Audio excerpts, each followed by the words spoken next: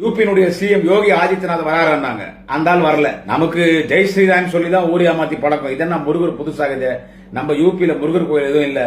இது என்னத்துக்கு வம்பு சமாச்சாரம். அந்த ஆள் வரல. பவன் கல்யாணம் கூட்டின்னு வந்தாங்க. அவர் வரும்போதே பிளைட் கோளாறு. முருகர் சொல்லிக்கிறாரு, వద్దు అక్కడ పోవద్దు, వాళ్ళేమో నా పేర్ల మానాడని చెప్పేసి వాళ్ళ ఎలక్షన్ మీటింగ్ అక్కడ జరిగిపోతుంది, దానికి ఏంటి నీ పోతావు పవన్, వద్దు, అది నా మానాడు కాదు, அது எலெக்ஷன் கேன்வஸ் மாநாடு, ஒத்து போவதுன்னு சொல்லிக்கிறார் முருகர். இவர் எப்படியே இறங்கி வந்துட்டார். பவன் கல்யாணம் அங்க பேசும்போது முருகர் தான் என்ன வழி நடத்தினாரு, முருகர் தான் என்ன வளர்த்தாரு. நாட்டுல புரட்சி தலைவர் எம்ஜிஆர் சொல்றீங்க, முதல் புரட்சி தலைவர் முருகன். முருகர் புரட்சி தலைவர். பவன் கல்யாணம் வச்சு பாஜக ஏடிஎம்கே தேர்தல் பிரச்சாரம் பண்ணி தெலுங்கு ஓட்டர்ஸ் கவர போறாங்களா? அடேங்கப்பா. ஒரு முருகர் மாநாட்டுல பெரியார் அண்ணா குறித்த விமர்சனங்கள் அடங்கிய ஒரு வீடியோ ஒளிபரப்பு செய்யப்படுதுன்னு சொன்னா அது ஏடிஎம் அமைச்சர் பாக்குறாங்க. அப்ப இது முருகர் மாநாடுங்களா? முருகருக்கே பூஜை ஸ்டாண்டுங்க. பாத்தீங்களா? இந்த பிஜேபி சூரசம்ஹாரம் செய்ய போறது யாருன்னு கேட்டா நம்முடைய தலைவர் தளபதி அவர்கள், அண்ணன் உதயநிதி ஸ்டாலின் அவர்கள்.